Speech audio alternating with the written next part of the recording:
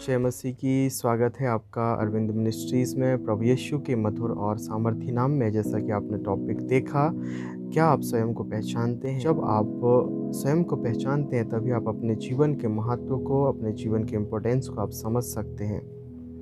क्या कभी आपके मन में ये ख़्याल आया कि जिसने हमें बनाया, जिसने सारे संसार को बनाया, वो कैसा दिखता है? यह ख़्याल मेरे मन में आया था कि जिसने मुझे और सारे मनुष्यों को बनाया वह कैसा दिखता है। तो आज इसी बात को हम परमेश्वर के वचन में से देखेंगे, जहाँ परमेश्वर का वचन कहता है, उत्पत्ति अध्याय 1 उसका 26 पद पर, फिर परमेश्वर ने कहा, हम मनुष्य को अपने स्वरूप के अनुसार अपनी समानता में बनाएं। यहाँ परमेश्वर स्वयं परमेश्वर कहता है कि हम मनुष्य को अपने स्वरूप के अनुसार अपने समानता में बनाएं। तो आप इस बात से समझ सकते हैं कि हम जैसे हैं, जैसे हमारा स्वरूप है वैसा ही हमारे परमेश्वर का स्वरूप है। आप इस बात से जान सकते हैं कि आप परमेश्वर के स्वरूप हैं, परमेश्वर के समानता में हैं।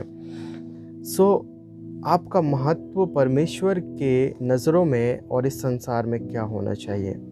जो परमेश्वर सारे ब्रह्मांड को बनाया, जिसने सारी मानव जाति को बनाया, जिसने सारी सृष्टि की रचना की, आप ही कल्पना करें, आप इस बात को सोचें कि आप क्या महत्व रखते हैं।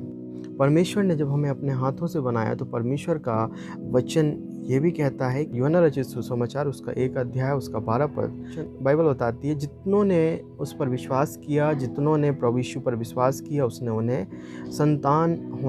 उसकी संतान होने का अधिकार दिया। परमेश्वर ने ना केवल हमें संतान होने का अधिकार दिया, बल्कि परमेश्वर ने हमें अपना पुत्र भी बनाया। गलातियों की पत्री 4 अध्याय उसका 6 पद, और तुम जो पुत्र हो, इसलिए परमेश्वर ने अपने पुत्र के आत्मा को, जो हे अब्बा हे पिता कहकर पुकारता है, हमारे हृदयों में भेजा है। इसलिए तू अब दास नहीं परंतु पुत्र है, और जब पुत्र हुआ तो अपने परमेश्वर के द्वारा वारिस भी हुआ। यहाँ परमेश्वर ने हमें अपना संतान बनाया, परमेश्वर ने हमें अपना पुत्र भी बनाया। परमेश्वर ने कहा, तुम मेरे पुत्र हो, तुम मेरे बेटी और बेटियां हो।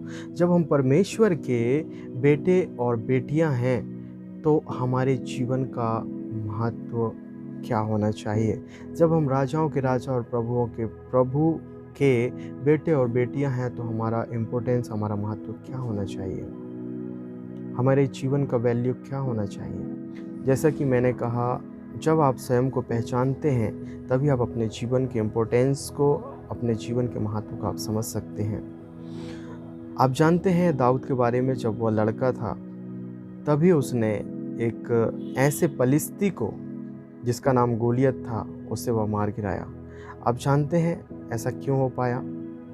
क्योंकि वह अपने आप को पहचानता था। जब साउल ने उससे कहा कि तू तो लड़का है, तू कैसे उससे लड़ पाएगा? तो उसने कहा कि जो परमेश्वर, जिसने मुझे भालू और सिंहों को फाड़ डालने में मेरी सहायता किया, वह क्यों ना उस पलिश्ती को मेरे हाथ में कर देगा।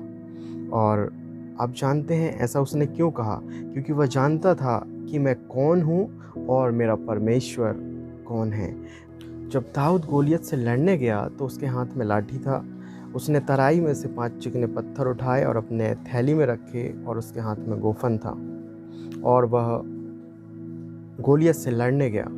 उसने गोलियत से कहा, तू तो भाला, तलवार और सांग लेकर मुझसे लड़ने को आया है, लेकिन मैं अपने यहोवा के नाम को लेकर तुझसे लड़ने आया हूँ।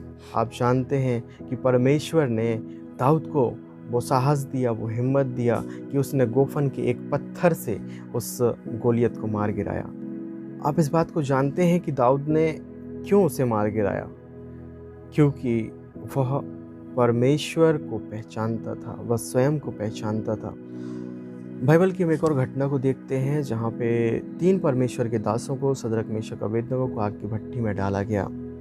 और नबूकदनेस्सर राजा, जो उस समय राजा था, उसने एक सोने की मूर्ति बनाई और उसने कहा कि इस देश में और आसपास जितने देश हैं जहाँ तक तुरही, सांग और बांसुरी की आवाज़ सुनाई देती है, वह सब झुककर इस मूर्ति के सम्मुख दंडवत करें। लेकिन 3 ऐसे व्यक्ति थे, जो 3 परमेश्वर के ऐसे दास थे, जिन्होंने उस मूर्ति के सम्मुख दंडवत नहीं किया। और वो राजा को ये बात पता चली और वह बहुत ही क्रोधित हुआ। उसने उन्हें बुलाया और उनके लिए उस आग के भट्ठे को 7 गुना धधकाया गया। और आप जानते हैं कि उन्हें बांधकर उस आग के भट्ठे में डाल दिया गया। लेकिन जब बाद में राजा उस जगह में देखता है, तो वहाँ 3 नहीं बल्कि 4 लोग हैं, और वो आग के अंदर वो तीनों व्यक्ति फ्रीडम होकर स्वतंत्रता से घूम रहे हैं। और उनके साथ एक और व्यक्ति है जिसका स्वरूप परमेश्वर सा है। सो वह जान गया और उसने उन्हें बाहर आने को कहा। जब वो बाहर आए तो उन्होंने देखा कि उनके शरीर में किसी भी प्रकार से आग का कोई आँच नहीं है। उनके एक भी बाल नहीं झुलसे उस आग में।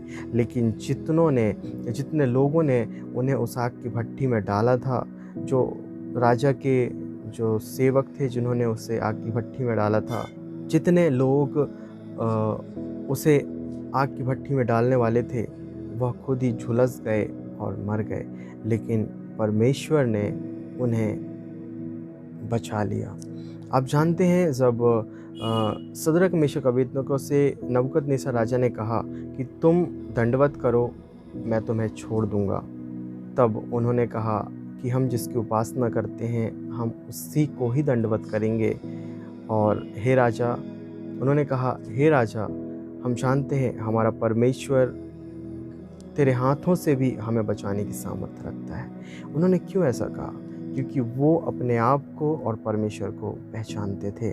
और हम इसका प्रमाण देख पाए कि जब हम स्वयं को पहचानते हैं, तभी आप ऐसे डिसीजन को ले सकते हैं, तभी आप अपने जीवन के महत्व को समझ सकते हैं। आज कोरोना वायरस सारे संसार में फैला हुआ है, कोई भी इलाज नहीं है, लोग परेशान हैं, लोग मर रहे हैं। लेकिन मेरे प्रियो, हमारे लिए एक जीवित आशा है, हमारे लिए एक जीवित आशा है, और वो जीवित आशा प्रभु यीशु मसीह है। हम परमेश्वर के साथ जिएं, हम गलत कदम ना उठाएं, हम घबराएं नहीं, और परमेश्वर में हम बने रहें। और जब हम परमेश्वर में बने रहेंगे, तो हम अपने आप को पहचानेंगे, हम प्रभु को पहचानेंगे, तभी हम दाऊद और सदरक मेशक अबेदनगो जैसे एक स्ट्रॉन्ग डिसीजन, एक मजबूत निर्णय लेकर हम परमेश्वर के साथ हर परिस्थिति में आगे बढ़ सकते हैं। सो प्रभु आपको आशीष दे, और आप स्वयं को पहचाने। परमेश्वर के आप बेटे और बेटियां हैं, और परमेश्वर ने अपने हाथों से आपको बनाया है, और परमेश्वर के लिए आप बहुमूल्य हैं। इसीलिए परमेश्वर चाहते हैं कि आप स्वयं को पहचानें, आप परमेश्वर को पहचानें। जब आप स्वयं को पहचान जाते हैं, तभी आप अपने जीवन के महत्व को आप समझ सकते हैं। जब अपने आप को आप पहचानेंगे, कभी आप अपने जीवन में गलत डिसीजन, गलत निर्णय नहीं लेंगे। जब हम अपने जीवन में गलत निर्णय लेते हैं, उसका कारण ये होता है कि हम शायद अपने जीवन को, हम अपने आप को बेहतर रीति से नहीं पहचान पा रहे हैं।